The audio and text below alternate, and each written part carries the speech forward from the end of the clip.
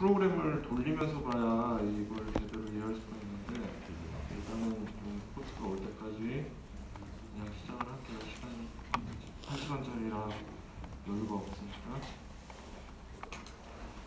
그래서 이제 오늘 인공지능에 대해서 잠깐 간단하게만 알아보려고 하는데 여러분이 이제 사실은 인공지능이 이렇게 대중적으로 유명해진 거는 잘 알고 있겠지만 알파고 때문이었어요. 작년에 알파고가 이세돌 구단이었나요? 구단을 꺾으면서 이제 생각보다 인공지능의 시대가 눈앞에 다가왔구나라는 걸 모두가 알 수 있었죠. 왜냐하면 바둑으로 이렇게 금방 이길지 몰랐어요. 그러니까 체스보다 경우의 수가 너무 많기 때문에 쉽게 이길 수 있을 거라고 생각을 못했는데 이제 그냥 어느 순간 확 다가와 버렸죠. 그래서 사실은 그 알파고는 인공지능 전체로 보면은 인공지능의 하부로 머신러닝이라는 게 있어요. 머신러닝이라는 게 이제 컴퓨터로 인공지능은 어제 학습에 대해서 잠깐 얘기는 했지만 자 학습하고 지능은 사실 조금 다르거든요. 지능이 훨씬 포괄적인 개념이죠. 그래서 학습이 좀 하위 개념으로 있어서 머신러닝이라는 이제 컴퓨터로 뭔가를 배우게 하는 거에 하부 분야가 있었는데 그 아래 이제 사실은 이제 여기 왜 신경에서 이 얘기를 하냐면은 실제로 현재 가장 중요해진 인공지능이 바로 신경망이라는 거예요. 신경망이 인간의 신경계를 묘사해서 만들어져 가지고 이게 이제 생각보다 너무 잘 작동한다는 게 여기서 알려졌어요. 그래서 이제 신경망이라는 걸 통해서 인공지능을 구현하기 위해서 많은 사람들이 이제 연구를 하고 있는데 신경망이란 사실 신경망이라기보다 머신러닝이 할 수 있는 건 크게 세 가지로 나눠요. 그래서 군집이라 그래서 자 여기 지금 보면 덩어리가 약간 두 개 있는 것처럼 보이죠. 우리 사람은 이거 금방 여기랑 여기 두 개로 나눠지는 것 같은데라는 걸 알 수 있죠. 근데 어쨌건 컴퓨터는 그걸 스스로 컴퓨터도 할 수 있어요. 군집을 나눌 수 있고 이거는 이제 이게 A 그룹이다, B 그룹이다 전혀 모르는 상태에서 나누는 걸 군집이라고 그러고 그 다음에 분류라는 거는 어느 게 그러니까 파란 그룹, 빨간 그룹이 있다는 걸 먼저 알려줘요 컴퓨터한테. 그러면은 컴퓨터가 새로운 데이터를 받았을 때 얘가 파란 그룹이다, 빨간 그룹이다를 스스로 배워가지고 나눠줄 수 있는 게 바로 분류가 돼요. 그 다음에 회귀는 자, 이 파란 점이 주어진 데이터예요. 이렇게 파란 점처럼 데이터가 있을 때 새로운 데이터가 예를 들어서 1.5에 있으면 요 사이에 들어가야 되겠죠. 이거 사람 본능적으로 알 수 있지만 기계도 이걸 가르치면은 자기가 지금 보면 약간 노란색처럼 보이는 이 선을 이쪽으로 쭉 맞춰서 학습을 해가지고 이 선을 맞춰줘가지고 스스로 중간값을 찾을 수 있게 돼요. 그래서 이걸 회귀라고 하는데 이렇게 세 가지를 크게 머신러닝으로 학습을 시켜서 이제 뭔가를 할 수가 있게 돼요. 근데 여러분 이제 빅데이터라는 이런 얘기 많이 들어봤을 텐데 사실 이 머신러닝이라는 거는 기본적으로 데이터를 통해서 배우는 거예요. 그래서 데이터가 있어야지 뭔가를 배워서 이제 기계가 학습을 할 수가 있거든요. 그래서 이제 간단한 예로 파란 동그라미랑 빨간 X자를 구분짓는 선을 학습하라라고 지금 여긴 해놨는데 사실 이제 이 프로그램을 보면서 해야 되는데 지금 연결이 안 돼 있으니까 그냥 말로 할게요. 자, 이 파란 동그라미랑 빨간 X자를 구분짓는 선을 학습할 수 있는 가장 단순한 방법, 그냥 바보도 생각할 수 있는 방법이 일단 바보는 안 되겠지.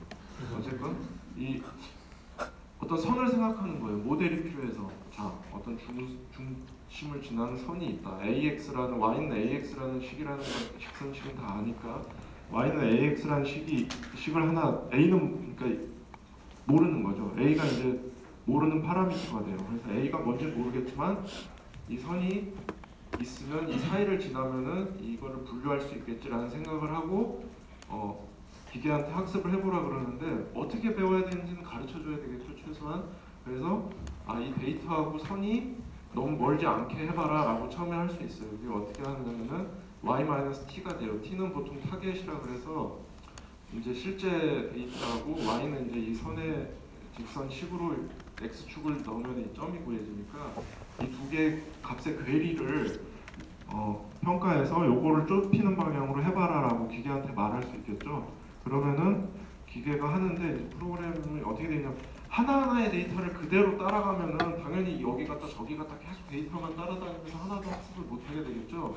그렇기 때문에 이거를 그러니까 데이터가 수백 개가 수천 개가 수만 개가 있는데 데이터 하나하나부터 다 그걸 그대로 따라다니면은 아무것도 배우지 못할 거예요. 그렇기 때문에 데이터의 일부 특성만, 그러니까 여기서는 이제 0.01이라고 해놨는데 무슨 뜻이냐면은 하나하나의 데이터에서 1%만 그 특성을 가져오는 거예요. 그러면은 이제 프로그램을 보여주면 나중에 이따 연결되면 보여줄 건데 왔다 갔다 하면서 그러니까 아주 심하게 왔다 갔다, 데이터 하나마다 다 왔다 갔다 하는 게 아니라 조금씩 이게 이제 랜덤으로 데이터들을 취득할 때마다 선이 조금씩 왔다 갔다 하면서 점점 이 중앙선으로 그러니까 이건 회기는 아니고 중앙선으로 이렇게 딱 와줘요. 그래서 자연스럽게 이 두 그룹을 분류할 수 있는 선이 만들어지거든요. 그렇기 때문에 여기서는 지금 이 자체는 중요한 게 아니라 얘기하고 싶은 거는 데이터를 가지고 컴퓨터가 뭔가를 배울 수가 있는데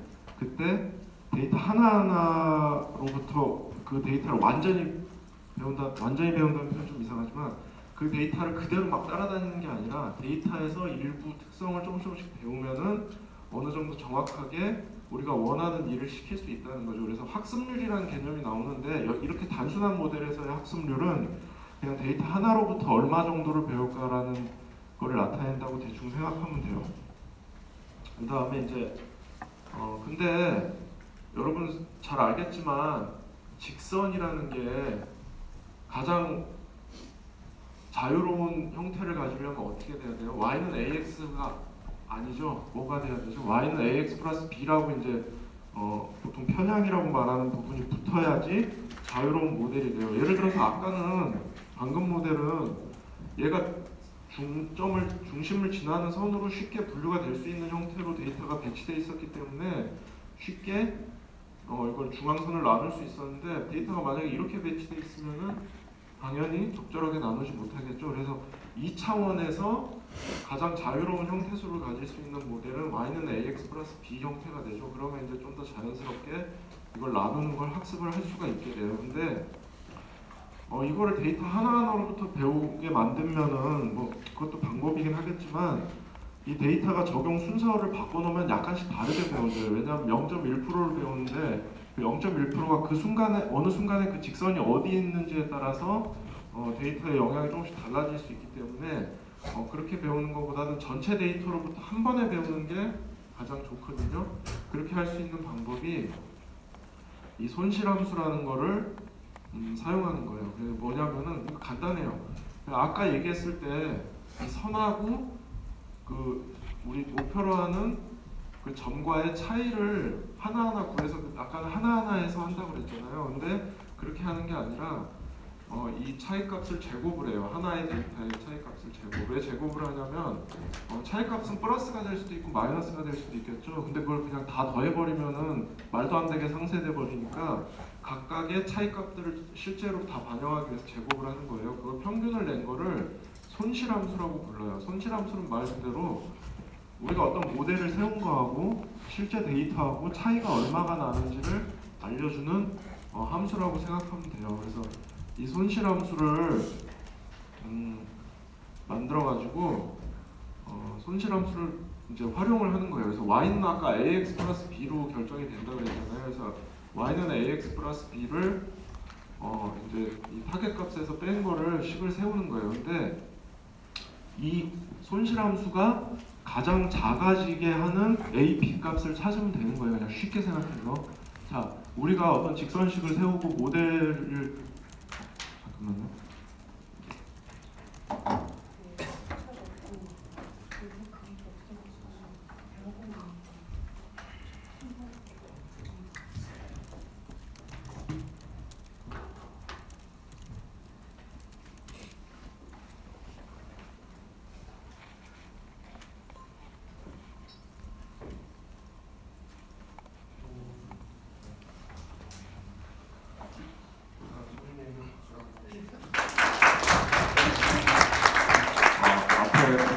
조금 소리는 못 들었는데 못 들어도 크게 문제가 될 분위기는 아니었어가지고 살짝 그냥 계속해서 진행을 할게요. 소연이로 해서 간단히 얘기해 보면은 인공지능에는 이제 머신러닝이라는 게 있고 신경망이라는 게 있는데 신경망에 대해서 얘기를 하는 거고 머신러닝은 이제 기본적으로 데이터로부터 배우는 거야. 그래서 일단 앞에 나온 거는 지나가기로 하겠어요.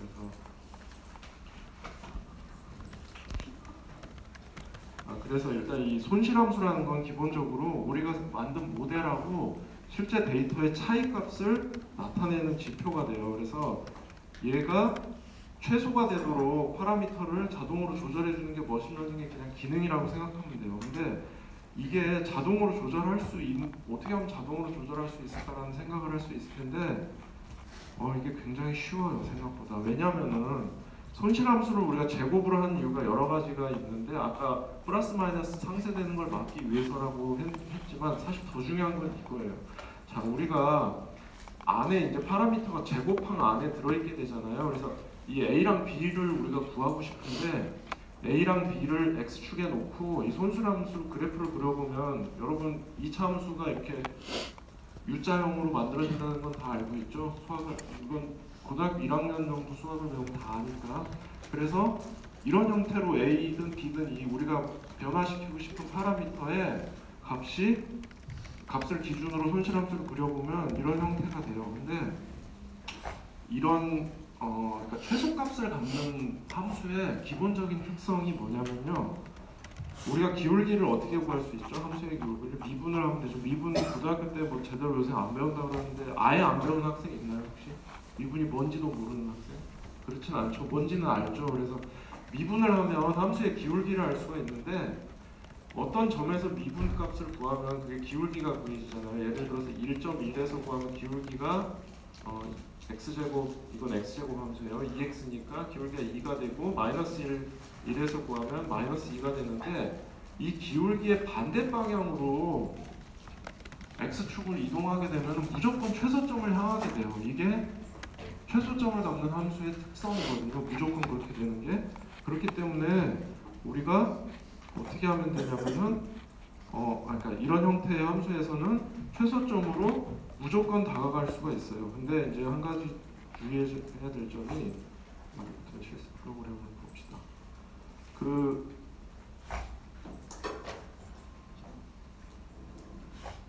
여기도 이제 학습률이라는 개념이 나오는데 그 기울기 그대로 가버리면 이렇게 그냥 진동을 하는 경우가 생겨요. 그러니까 최소점으로 가는 게 아니라 그냥 그러니까 기울기 방향으로 너무 지나가가지고 계속 왔다 갔다만 하는 거죠. 그럴 수가 있기 때문에 여기서도 마찬가지로 학습률 개념을 도입해서 1보다 작은 학습률을 사용해야 돼요. 근데 어쨌건 중요한 건 이제 일단 실제로 수렴하는지 한번 봅시다. 최소값으로. 그래서 이제 두 가지 다른 학습률을 가지고 진행하도록 이렇게 만들어놨는데 빨간 점하고 파란 점하고 둘 다 그냥 기울기 반대 방향으로 가게 하고 학습률을 학습률을 지금 여기서 뭘 줬냐면요. 0.1하고 0.2를 줬는데 그냥 자동으로 최소값으로 수렴을 하죠. 이게 이제 최소값을 갖는 함수의 기본적인 특성이에요. 자동으로 이렇게 될 수밖에 없는 거예요. 그래서 이제 우리가 그러니까 아까 A, B를 찾고 싶었는데 A, B에 대한 손실함수가 항상 이렇게 만들어진다 그랬잖아요. 그래서 이 A든 B 값이든 그거의 기울기의 반대 방향으로 움직이게 하면은 어쨌든 손실함수를 최소값으로 만들 수 있다는 거를 우리가 수학적으로 너무 자명하게 알 수 있는 거죠. 그래서 이거를 경사하강법이라 그래요. 기울기의 역방향으로 이동해서 최소값으로 이동하는 방법이에요. 그래서 머신러닝이라는 건 간단해요. 어떤 모델을 만들고 거기에 파라미터를 바꿔가지고 데이터를 설명할 수 있게 만드는데 그때 어떻게 만드냐면은 그 모델에 대한 손실함수를 만들어가지고 손실함수가 최소가 되도록 그 파라미터를 조정하면 되는데 그 최소가 되게 만든 방법이 너무 쉬운 거예요. 그냥 그 함수를 미분해가지고 경사의 역방향으로 가게 하면 되는 거죠. 그 다음에 학습률이라는 개념.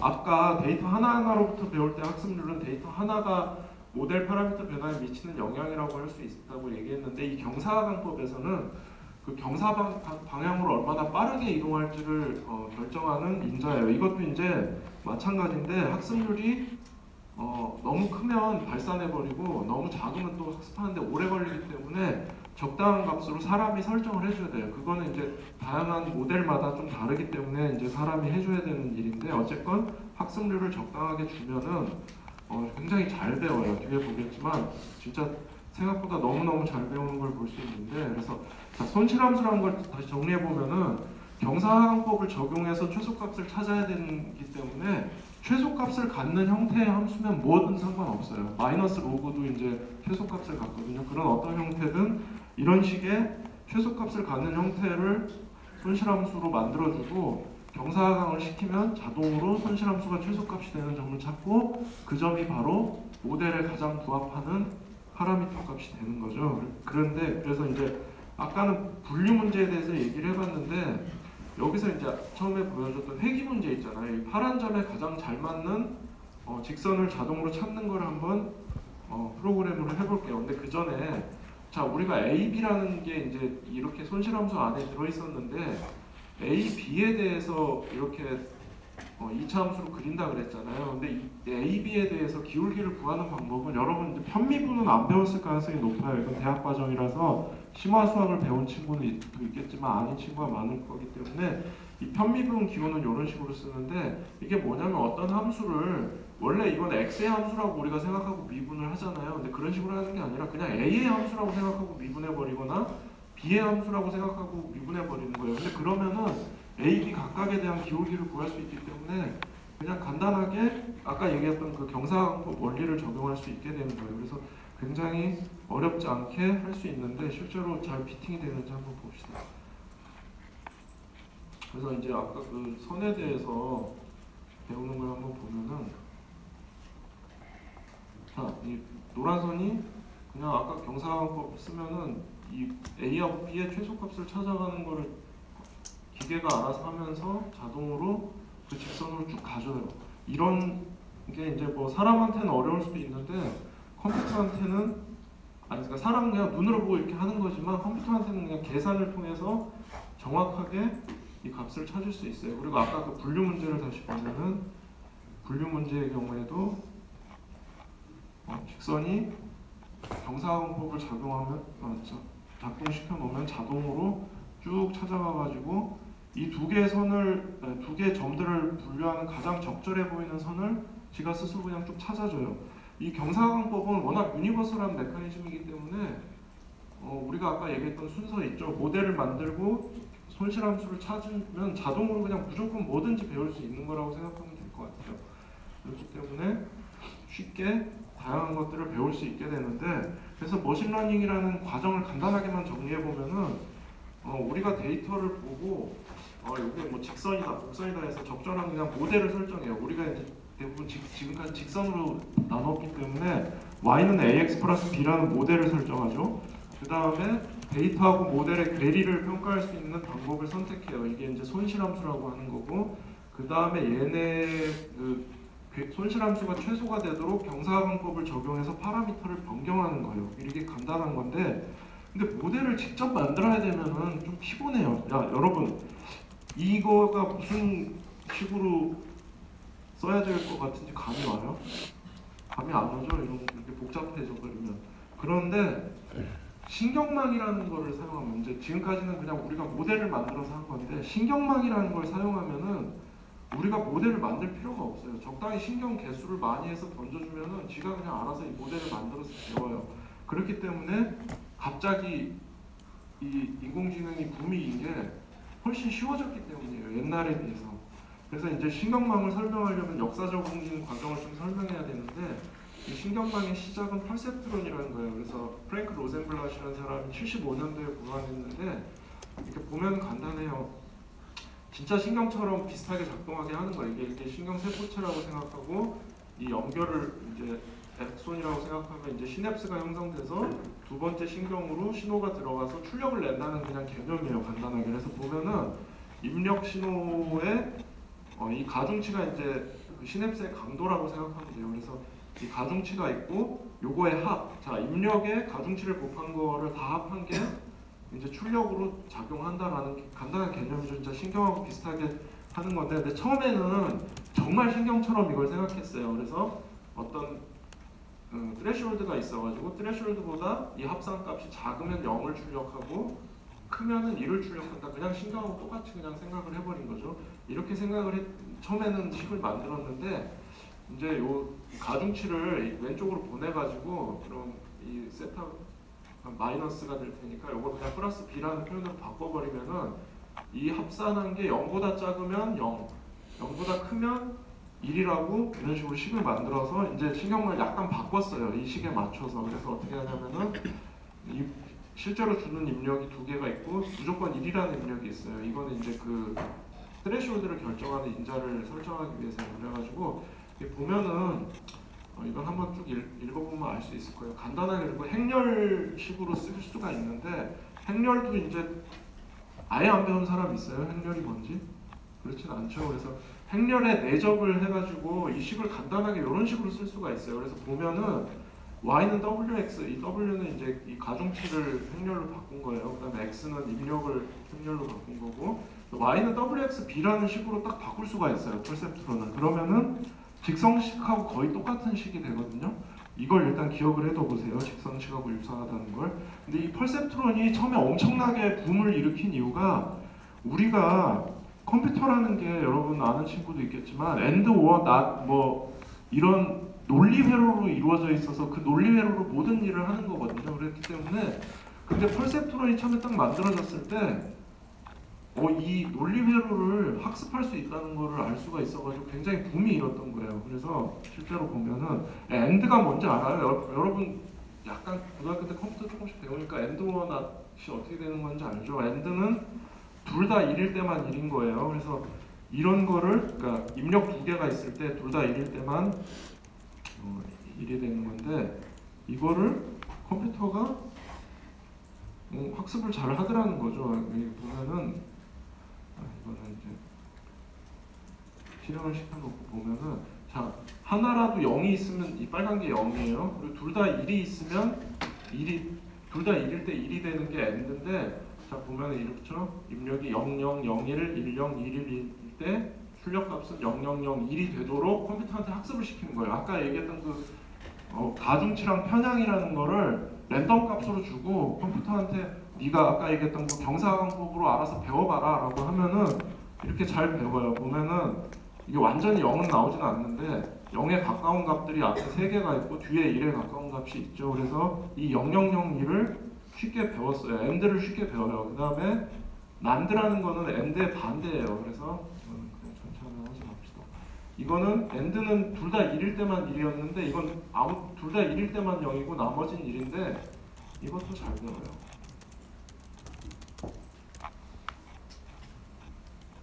보면은 이것도 이제 랜덤 값을 주고 네가 알아서 학습하라 그런 건데 111 0에 가까워졌죠. 그래서 이것도 잘 배우더라는 거죠. 그 다음에 5원은 둘 다 0일 때 빼고는 다 1인 건데 이것도 잘 배워요. 이건 보여주진 않을게요. 그 다음에 근데 여기까지 해가지고 막 사람들이 난리가 났어요. 야 이게 우리가 컴퓨터한테 막 모든 걸 배우게 할 수 있을 것 같다고 신났는데 그 마빈 민스키라고 유명한 학자가 있죠. 민스키가 등장해가지고 웃기지 마라 이건 안 된다 하고 딱 얘기한 게 엑소어가 이제 뭐냐면은 둘 다 같은 값을 가지면 무조건 0이고 다른 값을 가질 때만 1인 게 엑소어라는 논리거든요. 근데 이것도 꼭 컴퓨터가 논리 처리를 하는데 꼭 필요한 논리 전개인데 이거를 학습시켰더니 못 배우더라는 거예요. 자 봅시다. 엑소어를 학습을 시켜보면은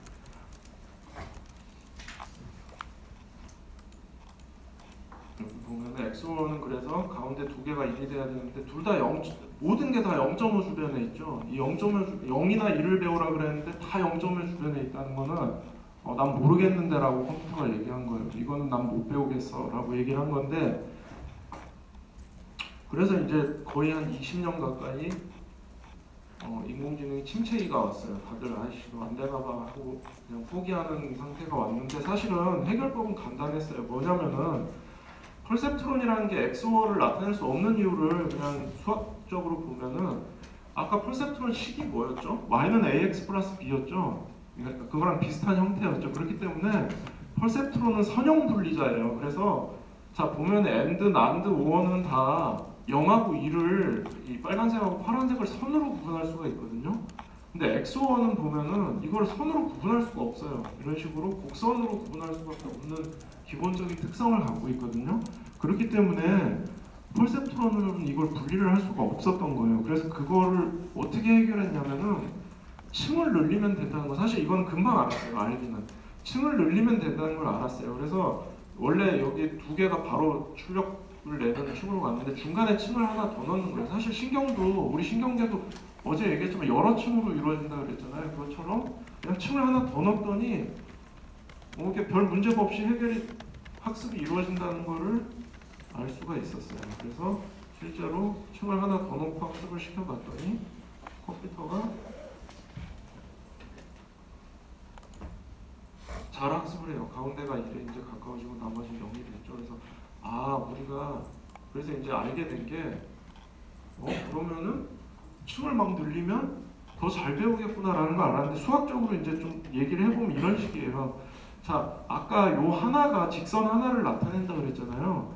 그렇기 때문에 요게 층이 하나 늘어나면은 각각 이 두 번째 층에 있는 노드, 이건 뉴런이라고도 하고 노드라고 하는데 이 노드 하나하나가 하나의 직선을 나타내게 되는 거예요. 그러면은 두 개의 직선을 합치면은 사실 네 개의 영역을 나눌 수 있게 되죠. 그렇기 때문에 XOR을 나눌 수 있게 된 거예요. 아까 곡선처럼 나온다 그랬는데 사실 가장 단순한 해결책은 곡선으로 나누는 게 아니라 직선 두 개를 조합해가지고 영역 자체를 네 개로 나눠버린 거죠. 그러면 문제가 없이 나눌 수가 있기 때문에. 근데 이런 식으로 생각해 보면은 층의 노드 수를 늘리면 엄청나게 아무리 복잡한 것도 분리할 수 있다는 결론에 도달해요. 왜냐하면 직선을 무한대로 늘리면 어떤 곡선이든 근사할 수 있다는 건 알고 있죠. 그렇기 때문에 우리가 이 신경망이라는 거를 활용해서 굉장히 복잡한 걸 배울 수 있다는 걸 알게 됐어요. 근데 원리 자체는 간단해요. 그래서 아까랑 똑같은 거예요. 그냥 손실함수라는 내부적으로 손실함수를 만들어가지고 경사하강법을 적용해서 이 부분이 있잖아요. 가중치하고 편향 이 부분을 그냥 컴퓨터가 알아서 손실함수가 최소값이 되는 곳으로 그냥 학습을 해버리는 거예요. 이거는 아까 얘기했던 것처럼 자동으로 이루어져요. 왜냐하면 손실함수의 경사항법을 이용하면 자동으로 최소값으로 가지니까. 근데도 굉장히 좋은 학습 성과를 얻을 수 있어요. 왜냐하면 신경망이라는 거는 그냥 그래 노드를 늘려버리지 하고 노드 수를 쭉쭉 늘려버리면 온갖 모양을 다 배울 수 있기 때문에 그냥 잘 배우더라는 거예요. 우리가 크게 신경을 안 써줘도 생각보다 잘 배운다는 걸 알게 됐어요. 그래서 근데 이제 그냥 무조건 잘 배우는 건 아니고 조금 신경을 써줘야 되는데 뭘 신경 써줘야 되냐면 신경망의 구조는 사람이 짜줘야 돼요. 자, 몇 층으로 할 거냐, 각 층의 노드를 몇 개로 할 거냐 이런 것들을 사람이 짜줘야 되고 그 다음에 아까 얘기했던 그 학습률이 너무 작거나 너무 크면 또 학습이 잘 안 일어나서 이런 것도 사람이 조절을 해줘야 돼서 이런 것들은 하이퍼 파라미터라고 부르고 그 신경망 자체가 스스로 배우는 것들은 그냥 파라미터라고 불러요. 그래서 아까 그 가중치하고 편향 같은 거. 그래서 사람이 어느 정도 구조를 설계를 해주고 그 다음에 네가 배워 하면은 이 가중치 편향은 스스로 배워가지고 이제 학습이 일어나게 되는데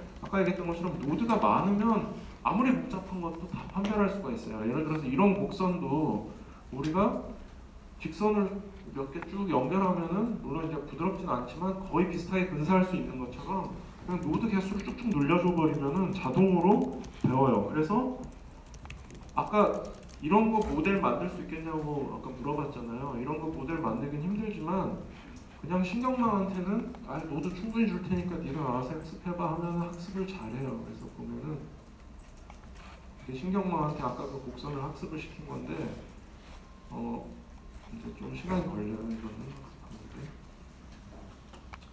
그래서 학습을 시켜놓으면은 자 이게 어떻게 표현된 거냐면 얘가 신경망이 얘를 배워가지고 이 빨간색 점이 4개가 있잖아요. 빨간색 점 4개를 컴퓨터한테 주고 그러면은 이 곡선의 형태 특성상 그 다음에 나오는 점은 어디에 있어야 돼? 라고 물어보면 그 파란색 점을 답으로 돌려준 거거든요. 근데 보면은 이 파란색 점이 정확한 위치에 있죠. 우리가 생각할 수 있는 정확한 위치에. 그렇기 때문에 이 곡선을 신경망이 잘 배웠다는 걸 알 수 있어요. 아무리 복잡해도 노드만 많이 돌려주면은 다 배워요. 그래서 이런 걸 어디다 쓰냐면 여러분 잘 알고 있는 그 주식 추세 분석 같은 거 하는 신경망이 이런 식으로 배워가지고 이제 그 옛날에 차트 분석법이라고 보통 불렀던 거, 그냥 차트상 이렇게 가고 있으면 내일 오를까 내릴까 이런 거를 분석하는데 이 신경망을 활용하면 되는데 굉장히 쉬워요. 그냥 노드 대충 개수 많이 던져주고 배워라 하면 배워요. 물론 이제 정말 쓸만한 모델을 만들려면 이제 고민들을 해봐야 되겠지만 기본적으로는 굉장히 쉽다는 거. 자, 그래서 이렇게 쉽게 배울 수 있는 모델이고, 근데 아까 얘기했던 것처럼 이제 우리가 지금 유행하는 거는 딥러닝이라고 불리는 게 유행하고 있어요. 딥러닝이 뭐냐면 아까 얘기했던 그 층 하나를 늘렸더니 퍼셉트론의 문제가 해결이 됐잖아요. 그래서 사람들이 생각한 게 층을 많이 늘려보자라고 생각을 한 거죠. 근데 실제로 그게 엄청나게 잘 작동을 했어요. 그래서 층을 늘리는 거를 이제 딥러닝이라고 부르는데, 근데 문제점이 있었어요. 딥러닝을 처음에 개념적으로 층을 늘리면 좋겠다라는 거를 알게 됐었는데 왜 그게 어려웠냐면은 이걸 구현하는 게 실제로 가중치랑 편향 같은 파라미터를 우리가 편미분을 해가지고 이제 로스 함수에 적용을 한다 그랬는데 이 층이 깊어지면은 이걸 어떻게 로스 함수를 그러니까 편미분을 적용해서 그 로스 함수는 맨 뒤에 있는 거잖아요. 손실 함수는 그거를 첫 단계까지 쭉 역전파를 해서 어떻게 최적화시켜야 되는지에 대해서 수학적인 방법론이 확립이 안 돼가지고 2000년대 초반까지는 이걸 신경망을 층을 깊게 하면 뭔가 잘할 수 있을 것 같다까지는 알았는데 실제로 구현할 수가 없었는데 5차 역전파법이라는 게 나오면서 이제 다 가능해졌어요. 이거는 이제 수학적으로 아주 어렵진 않은데 조금 설명이 필요하긴 한데 지금 오늘 시간이 짧으니까 어쨌건 아무리 깊은 신경망도 학습할 수 있게 됐다는 것만 일단 얘기를 하고, 원리는 똑같아요. 경사각법하고 수정하고자 하는 파라미터 가중치 편향의 편미분 값을 이용해서 최소의 오차가 되도록 조금씩 수정해가는 그 과정 자체는 똑같은데 수학적으로 좀 더 정교한 모델이라고 생각하면 될 것 같아요. 근데 이게 신경하고 정말 재미있는 특성을 공유하는 게, 우리 시각 시스템 배웠죠? 시각 시스템 특징이 1차 시각 피질에선 선 같은 걸 구분하고 2차, 3차로 올라가면서 점점 복잡한 특성을 구분해지는 것처럼 신경망도 실제로 그렇게 작동해요.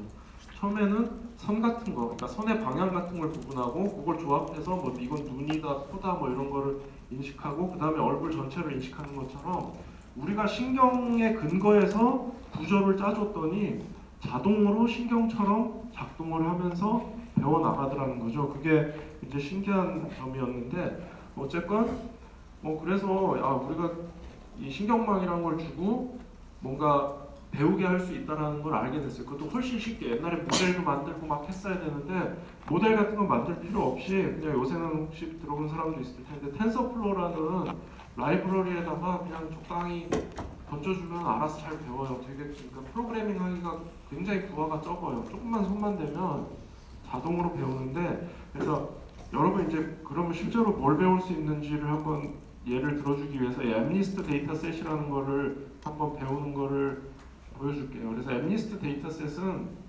이제 머신러닝을 시작하는 초기 과정에서 머신러닝이 얼마나 잘 배우는지를 테스트하기 위해서 사용했던 데이터셋이에요. 뭐냐면 수천 명의 사람들이 0에서 9까지 숫자를 하나씩 쓰게 해가지고 그거를 모아가지고 학습을 시키는 건데 이거를 처음에 왜 시작을 했냐면 미국, 우리나라도 마찬가지지만 우편번호를 사람들이 편지 봉투에 써서 넣잖아요. 그럼 우편번호를 자동으로 이제 읽어주는 시스템을 만들려고 이 사람들의 손글씨를 모았던 거예요, 미국에서. 근데 이걸 이용해서 어쨌건 인공지능을 통해서 학습을 시키는 거를 이제 보통 프로그래밍 조금 배운 사람은 알겠지만 보통 프로그래밍은 헬로 월드라는 걸 출력하는 프로그램으로 보통 시작을 하거든요, 인문에서. 근데 이것처럼 인공지능 입문에서는 이 엠니스트 데이터셋을 분류하는 거, 그러니까 이 0을 내가 손으로 써주면 0이라고 얘가 컴퓨터가 아는지 그걸 하는 거를 입문처럼 시작을 해요. 그래서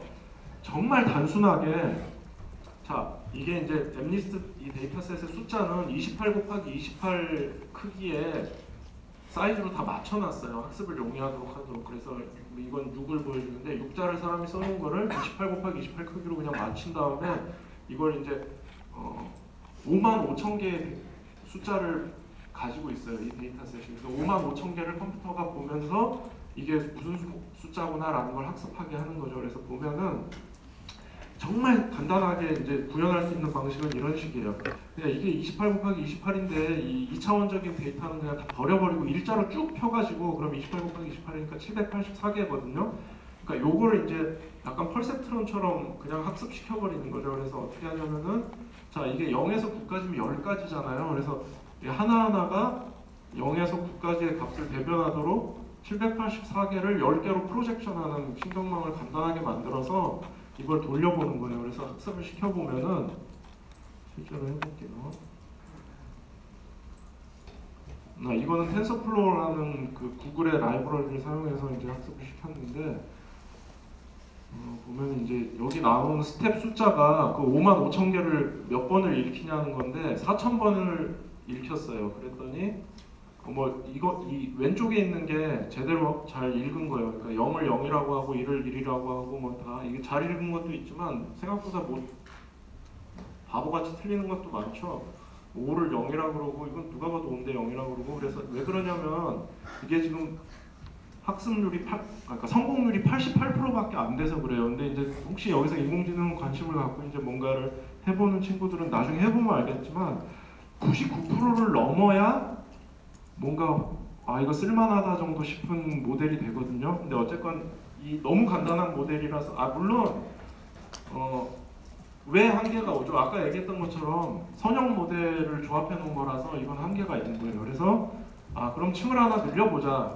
그래서 이거를 학습시키면은 이제 결론적으로 한 97% 정도가 나와요. 그리고 조금 더 그러니까 지금 4,000번만 했는데 2만 번 정도까지 돌리면 뭐 98%도 나오고 하는데 이 정도면 약간은 쓸만해지거든요. 근데 요걸 이제 학습을 시켜보면은 구조가 층이 하나 는 거거든요. 중간에 1024개의 층을 넣었어요. 그랬더니 당연히 뭐가 문제가 되겠어요? 계산 속도가 느려지겠죠. 이게 계산할 게 많아지니까. 그래서 요거를 실행을 시켜보면은 100개씩 한번 학습하는데 한참 걸려요. 그래서 4,000개를 하려면 이거 지겹게 오래 걸리겠네 하는데 이게 CPU로 돌려서 그렇고 여러분 이제 엔비디아라는 회사가 엄청나게 뜬 이유가 이게 GPU를 사용하면 훨씬 빨리 계산할 수 있기 때문에 그래요. 아까 100 단위가 올라가는데 얼마나 걸렸는지 방금 봤었죠? 이걸 GPU로 돌리면 이렇게 빨리 돌아가요. 대략 그냥 간단하게 생각해서 10배 정도 빨라져요. 가볍게 10배 정도 빨라지는데 지금 엔비디아가 내년에 볼트 아키텍처로 새로운 그래픽 카드를 내놓는다는데 그게 지금 현행의 2배 속도가 날 거라 그랬거든요. 그러니까 20배 빠르다고 생각하면 돼요. CPU보다 내년부터는 그렇게 되는데 그래서 이렇게 배우면은 아까 얘기했던 것처럼 한 98% 정도까지 배워요. 근데 98%도 실제로 써보면은 약간 부족해요. 그래서 실제로는 이미지는 이렇게 단순 신경망으로는 약간 한계가 있고 정말 99%를 넘기고 싶으면 이 컨볼루셔널 뉴럴 네트워크라는 걸 사용하게 돼요. 이건 뭐냐면 아까 2차원 이미지를 포기해버렸잖아요. 1차로 쭉 늘려 세웠는데 사실 이미지를 인식하려면 당연히 공간 정보가 남아있는 게 도움이 되겠죠. 그래서 이건 공간 정보가 남도록 특별히 짠 네트워크예요. 그래서 사실은 시각 피질이 작동하는 방식을 흉내내서 만든 거예요. 그러니까 우리가 인공신경망을 신경을 흉내냈으니까 시각 피질이 시각 정보 처리하는 걸 좀 비슷하게 해보면 더 잘하겠구나라는 아이디어에서 시각 피질 정보 처리 방식을 좀 도용한 거고 그래서 요거를 해보면 99.5% 정도가 나와요. 그래서 이거를 하면은 좋은데 문제는 이거는 CPU에서 학습시키면 한 20분 정도 걸리기 때문에 학습해 놓은 거를 저장해서 가져왔어요. 그래서 이게 얼마나 잘 인식을 하는지 한번 해볼게요. 자, 이거 이제 숫자 인식하는 걸 하는 거죠. 그래서 내가 이제 숫자를 여기다 쓰면은 얘가 맞추는지 한번 보세요. 한번 0을 써볼게요. 그럼 이걸 이렇게 28 곱하기 28로 바꿔서 입력을 해서 0이라는 걸 잘 알죠. 그리고 1도 1 같은 거 모를 리가 없겠지. 1도 알고 2도 알겠죠. 3도 알 거고 뭐 이런 식이에요. 그래서 이거를 자 사람이 0에서 9까지를 숫자를 배우는데 얼마나 걸렸을까요? 사람이 태어나서 그래도 뭐 정말 애기한테 배우라 그러면 몇 시간은 걸리겠죠. 근데 이거를 GPU 텐서플로우로 GPU GTX 1080 Ti 게임 좋아하는 사람은 하는 생각이 딱 들 텐데 지금 그냥 개인이 살 수 있는 최고 성능의 그래픽 카드인 1080 Ti로 학습시키면 1분 52초가 걸렸거든요. 그러니까 0에서 9까지를 학습하는데 1분 52초가 걸리고 알파벳 A에서 G까지를 학습시키는 건 좀 더 당연히 더 오래 걸리겠죠. 근데 그것도 글씨, 손글씨 굉장히 잘 인식해요. 똑같은 구조로 그냥 학습시키는데 중요한 거는 똑같은 구조로 그냥 학습시킨다는 거예요. 그러니까 별로 신경 쓸 필요가 없어요. 근데 중요한 거는 데이터가 있어야 된다는 거예요. 누가 A부터 G까지 손글씨 쓴 거를 모아야 된다는 거예요. 그게 옛날에는 안 됐기 때문에 사실 이 딥러닝이라는 게 현실적으로 이루어지기가 어려운데, 그러니까 딥러닝이 실제로 가능해진 게 몇 가지 이유가 있는데, 첫 번째가 데이터가 많아진 거, 두 번째가 연산 능력이 향상된 거. 지금 이게 처음에 주로 그러니까 본격적으로 시작된 게 2000년대 중반인데, 그때에 비해서 지금 연산 능력이 GPU까지 감안하면 거의 100배 이상 빨라진 거거든요. 그 십몇 년 사이에. 그러니까 옛날에는 이거를 2분 걸리는 걸 학습시키려면 200분이 걸렸던 거죠. 그러니까 얼마나 지겹고 재미가 없었겠어요. 근데 앞으로는 속도가 계속 빨라지겠죠. GPU는 한 2년, 3년에 2배씩 빨라지니까, 그러니까 인공지능이 엄청나게 빠른 속도로 뭔가를 배울 수 있게 될 거예요. 앞으로는 점점 더 그런 걸 감안을 해야 돼요. 그래서 연산 속도가 빨라진다는 게 일단 이 인공지능이 발달하는데 굉장히 기여를 했고, 두 번째 아까 얘기했던 것처럼 빅데이터가 이제 기여를 했는데, 이 마지막 두 장은 여러분 슬라이드에는 없는데 그냥 얘기하는 거니까 쭉 들어봐요. 그래서 이제 딥러닝이라는 게 이 인공지능의 한 분야인데, 신경 작동 방식, 우리 진짜 뇌가 작동하는 방식을 모방했기 때문에 굉장히 잘 배우고, 우리가 모델을 세울 필요도 없고, 그래서 굉장히 이제 한마디로 뜬 거죠. 엄청나게 떴는데, 이제 물론 이제 실용적인 뭐 상업화 시킬 정도의 수준으로 학습을 시키면 아까 얘기했던 그 하이퍼 파라미터 같은 걸 잘 조절하면서 이제 여러 번 학습을 시켜야 되는데, 어쨌건 학습을 잘 한단 말이에요. 그 다음에 중요한 게 이 연산 속도가 지속적으로 빨라지기 때문에 점점 더 강력한 그 학습 능력을 보여줄 거예요. 그리고 그래서 앞으로 한 15년, 20년 정도는 딥러닝을 자유롭게 할 수 그러니까 이건 약간의 프로그래밍 지식은 필요하니까 할 수 있는 사람한테는 여러 가지 재밌는 기회들이 많이 올 거예요. 근데 이게 배우는 게 어렵지가 않기 때문에 배워둘 만한 가치가 있어요. 그래서 이제 중요한 거는 학습할 데이터가 충분히 있느냐예요. 아까 얘기했던 것처럼 손글씨 5만 5천 개를 모으는 게 쉬운 일이 아니겠죠. 근데 이런 건 우리가 여러분이 할 대상은 아닌 것 같고, 의료 분야에서 여러분 뭔가를 하게 되겠죠. 근데 의료 분야는 사실 빅데이터라는 용어가 사실 시작된 분야라고 할 수 있거든요. 왜냐하면 엄청나게 많은 데이터를 갖고 있어요. 여러분 병원의 그 EMR이라고 전자 그 진료 기록 시스템에 정말 말도 안 될 정도로 엄청난 양의 데이터가 자고 있거든요. 거기서 잠자고 있는데, 이걸 이제 머신러닝으로 배우면 뭔가를 막 학습해서 다양한 일을 할 수 있게 되겠죠. 그래서 아까 얘기했던 신경망이 할 수 있는 게 이렇게 군집, 분류, 회기라고 그랬는데, 보통 군집보다는 분류랑 회기 문제가 많이 이제 적용이 되는데, 자, 분류 문제 자 봅시다. 이 환자는 고위험군인가 저위험군인가 같은 게 분류 문제가 되죠. 그 다음에 회기 문제. 이 환자의 질환 진행은 어떻게 될 것인가, 앞으로 뭐 어떤 식으로 질환이 진행될 것인가, 회기 문제에 속해요. 그래서 결국은 이게 이제 사람이 환자를 보면서 하게 되는 그 굉장히 중요한 사고 프로세스의 두 가지가 바로 분류랑 회기란 말이에요. 근데 이거가 딥러닝이 엄청나게 잘하는 분야예요. 그렇기 때문에 이 분류랑 회기를 인간 의사가 컴퓨터보다 잘할 수 있을지 생각해보면 언젠가는 뒤집힐 건데, 내가 보기엔 어쨌건 20년 안에 뒤집힐 텐데, 그 뒤집히기 전까지는 이거를 활용할 수 있는 사람이 아무래도 좀 더 유리하겠죠.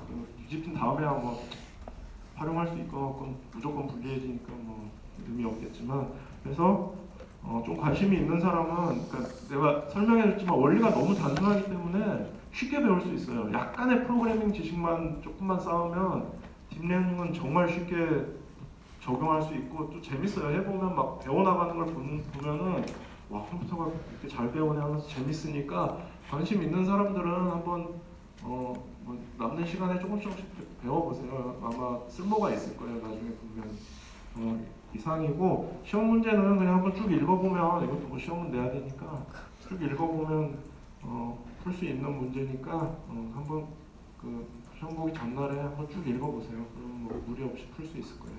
자, 이상이고 이게 혹시 관심이 있어서 뭐를 공부해야 되는지가 궁금해진 사람은 나한테 얘기하면 어떤 걸 공부하면 쉽게, 그러니까 나도 이제 경험상 어떤 순서로 공부하면 좋은지가 머릿속에 대충 있으니까 물어보면은 어떤 걸 공부하라고 알려줄 테니까 관심 있는 사람은 나한테 물어보도록 하세요. 자, 수고했어요.